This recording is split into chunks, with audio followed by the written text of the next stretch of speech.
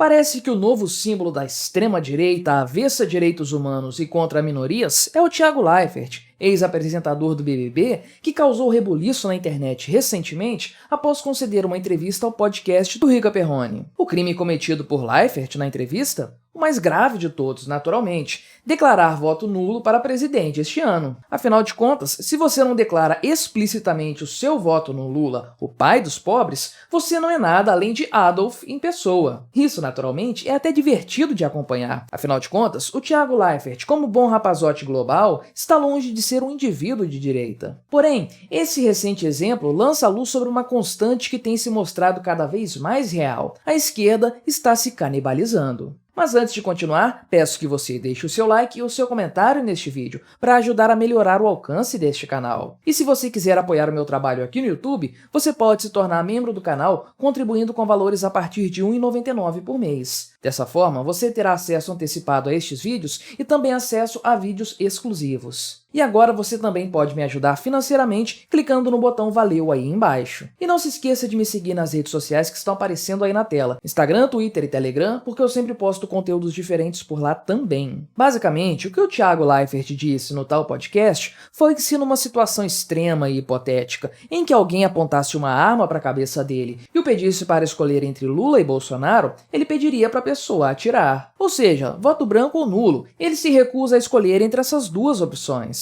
Pois bem, que mal existe aí? O cara simplesmente disse que não gosta nem do Molusco nem do Capitão. É um direito dele e isso não deveria ofender a ninguém. Aliás, essa posição política não é exclusividade do Thiago. Um monte de brasileiros pensa dessa forma. Não é à toa que o índice de abstenção nas eleições sempre fica entre os 20%. Porém, algo que não deveria despertar qualquer tipo de reação acabou virando motivo para a choradeira da esquerda na internet. De alguma forma, o voto em branco de Thiago Leifert se transmutou em voto no 22, com muita gente afirmando que não declarar explícito apoio a Lula este ano é o mesmo que colocar minorias étnicas no vagão de trem rumo a um campo de concentração. E vocês entenderam bem o que eu estou falando. Para coroar toda a treta, o youtuber que não deve ser nomeado também resolveu aparecer, se referindo ao Thiago Leifert de forma implícita como um nojo, e ainda rendendo a conversa e entrando nessa onda de considerar o voto em branco o novo bigodismo. Mas deixa esse apedeuta pra lá. O fato é que o Thiago Leifert está longe de ser de direita. Ele não defende o que eu e você defendemos, porque ele é uma criatura do submundo global, ainda que não pertença mais aos quadros de funcionários da empresa. Ele, por exemplo, está longe de ser um monarca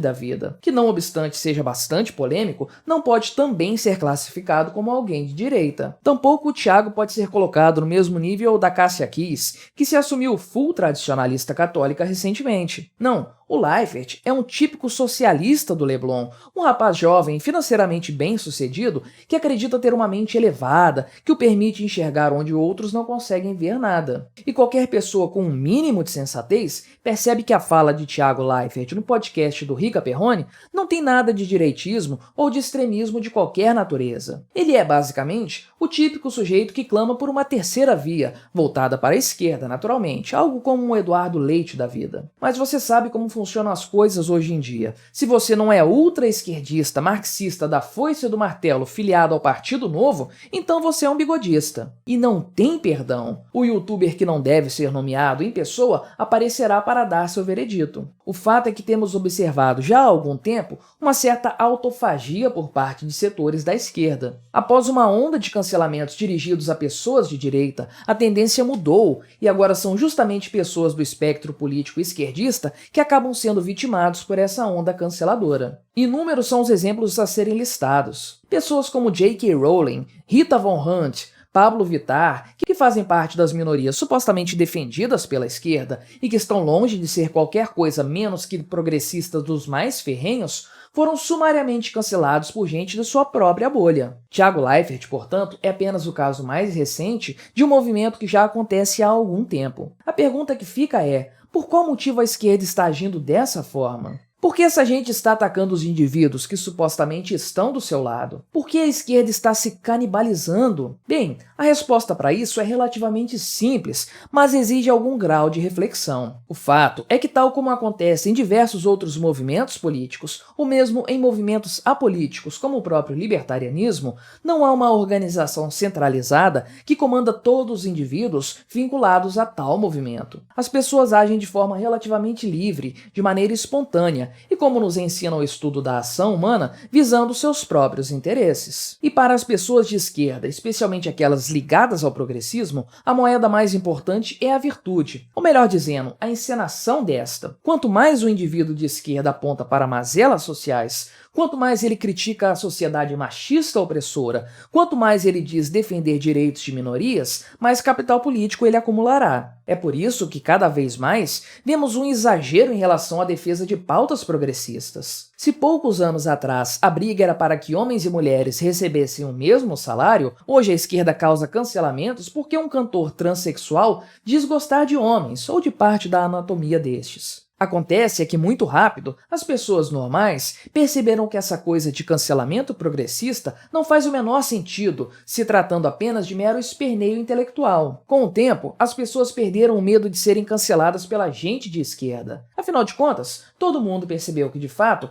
é simplesmente impossível se adequar à agenda esquerdista. Você nunca será inclusivo o suficiente. Você nunca será consciente o suficiente. Bom, se eu nunca vou atender às demandas do povo progressista, por que então irei sequer tentar? Aí é que está. Qualquer pessoa fora da bolha progressista hoje não se preocupa mais em ser cancelada por essa bolha. Mas como eu falei anteriormente, os progressistas precisam se promover encenando virtudes. E como é difícil fazer isso visitando famílias carentes, ou dando empregos para minorias, ou plantando árvores dentro do próprio quintal, essas pessoas preferem encenar virtudes xingando outras pessoas. E como todos os que estão fora da bolha progressista não se importam mais com os xingamentos dessa turma, para esta sobrou apenas as pessoas de sua própria bolha. Então, os progressistas começaram a se xingar mutuamente, na tentativa de fazer crescer seu capital esquerdista às custas de seus próprios amigos ou ex-amigos. Então, quando uma mulher como J.K. Rowling critica devaneios como não ser mais aceitável chamar uma mulher de mulher, a esquerda lacradora trata logo de classificá-la como homofóbica. Quando a drag queen Rita Von Hunt diz que as pessoas precisam votar em algo mais radical do que Lula, ela é cancelada por gente progressista por não ter abertamente apoiado o Molusco. Quando o transexual Pablo Vittar diz do que gosta, bem, vocês sabem, a esquerda o acusa logo de ser transfóbico. Veja como essa tendência é absurda, estúpida e sem sentido. Porém, isso apenas reforça o meu argumento. Os progressistas assumiram essa tática porque é a única que lhes restou. Isso porque, hoje, esses esquerdistas cancelados ainda tentam se defender das acusações, argumentando ou apagando suas publicações. Nenhuma das duas táticas funciona, naturalmente. Afinal de contas, discutir com quem não tem cérebro não leva a lugar nenhum, e no cancelamento também não existe perdão. Mas o debate gerado eleva o capital político dos canceladores, que passam a ser considerados mais virtuosos que os demais. Mas essa roda sempre gira, e amanhã, os canceladores de hoje serão cancelados pela turba ensandecida, que se comporta como um bando de zumbis, se movendo de lá para cá em busca de cérebros a serem devorados. Os cérebros, neste caso, são a encenação de virtudes. Acontece é que, conforme o tempo for passando, as camadas mais externas da esquerda, aqueles indivíduos mais próximos do centro político,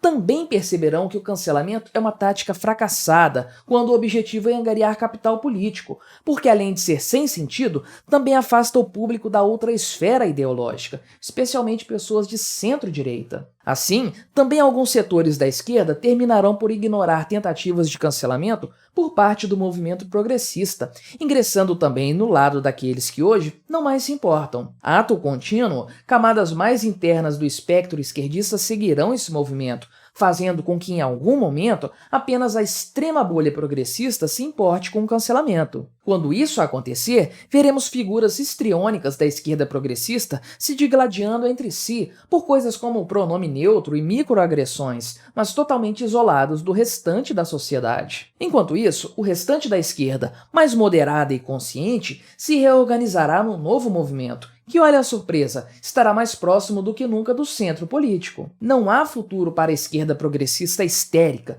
porque conforme o tempo passa, mais pessoas percebem que todas as pautas supostamente defendidas por essa gente não fazem o menor sentido, não representando qualquer tipo de ganho social e se configurando apenas numa estúpida e vexatória tentativa de aparecer e de encenar virtudes. E de falsidade, o brasileiro já está de saco cheio. O cancelamento do Thiago Leifert é apenas a ponta do iceberg do movimento autofágico esquerdista. Longe de ser qualquer coisa menos do que um típico socialista do Leblon, o ex-apresentador do BBB foi crucificado publicamente até mesmo por influencers muito famosos, por não ter declarado abertamente apoio a Lula. Para além desse caso mais recente, porém, o movimento cancelador promovido pela esquerda progressista será sua própria ruína. Na medida em que o cancelamento se torna uma ferramenta ordinária, corriqueira, ela perde seu efetivo poder de causar impacto. Hoje, as pessoas com um viés de direita já não se importam em ser canceladas. Em breve, nem mesmo os esquerdistas mais moderados se sentirão ameaçados por essas ferramentas das redes sociais. O que vai sobrar para a bolha progressista será apenas